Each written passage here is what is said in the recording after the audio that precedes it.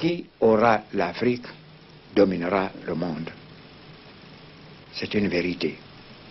Parce que qui aura l'Afrique sera maître des matières premières dans le monde.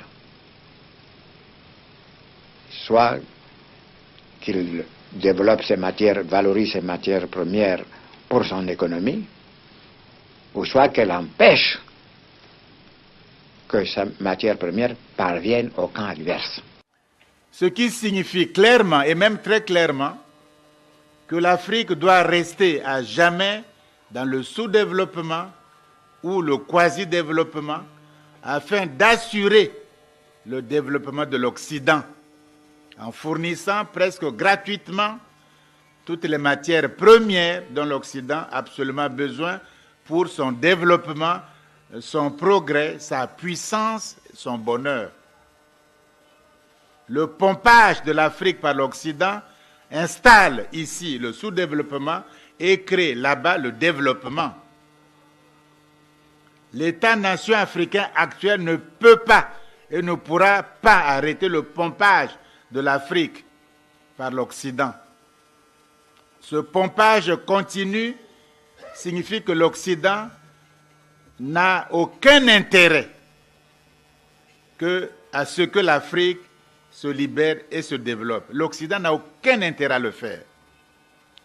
Donc les aides et les coopérations, c'est des cadeaux empoisonnés, puisqu'en fait, c'est pour freiner l'Afrique en réalité. Et nous ne le comprenons pas encore. La cause profonde du sous-développement, ce n'est pas tellement ce qu'on raconte, corruption, bonne gouvernance, mais quelle est la cause profonde qu'on ne dit pas, que les experts même africains ne disent pas pour respecter les normes des critères internationaux. La cause profonde du sous-développement, quelle est-elle de l'Afrique noire?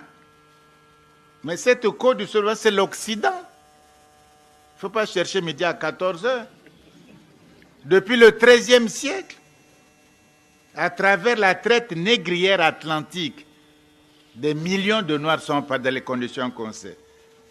À travers l'esclavage, c'est-à-dire traiter des êtres humains sans droits humains comme des animaux. La colonisation, et on payait même les impôts, on vous coupait les bras, si vous n'avez pas payé l'impôt, même mort. La domination, l'apartheid, la néocolonisation, avec des structures inégalitaires et non viables historiquement, comme la France-Afrique. Ce n'est pas viable historiquement. Et eux-mêmes, ils commencent à critiquer ça, et les Africains résistent, ils veulent encore la France-Afrique. Cela fait au total près de 10 siècles nos rapports avec l'Occident. 10 siècles. On a passé par toutes les expériences, de l'esclavage aux aides et aux dettes injustes. Ça suffit 10 siècles, non? On veut encore être abruti, sous-développé pendant 10 siècles encore? Alors, si l'Afrique possède, voilà la question, si l'Afrique possède la maîtrise de ses ressources minières, de ses forêts, de ses hydrocarbures, de ses eaux maritimes, de ses terres arables, alors l'Occident s'affaiblit inéluctablement.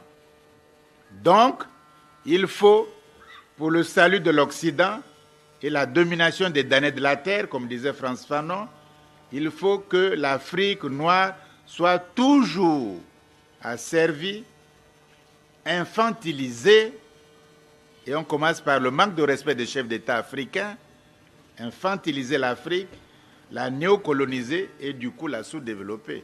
On a intérêt à le faire par tous les moyens. Tous les instituts, toutes les écoles, tous les grands cerveaux européens travaillent sur cette question-là. Parce que si l'Afrique échappe, nous sommes... La question de l'Afrique n'est donc pas le sous-développement ou le développement. Il faut ouvrir les yeux, ce n'est pas notre question. La question de l'Afrique, on s'est trompé pendant des années dans nos cours de sciences po et tout, de sciences économiques. On s'est trompé. La question de l'Afrique n'est pas le sous-développement ou le développement. Nous n'avons pas à nous développer, ça se fait automatiquement. L'enfant qui naît ne se pose pas la question de respirer. S'il a de bons poumons, il respire automatiquement. La question de l'Afrique est très nettement, il faut le dire, la question du rapport de force dans le monde contemporain. La question du rapport de force dans le monde contemporain. Je vais m'expliquer sur ça, en prenant des images. Pot de terre, c'est-à-dire la céramique, la poterie de terre. Pot de terre contre pot de fer, qui gagne? Qui domine? Qui dirige? Qui fait la loi? C'est tout. Hein?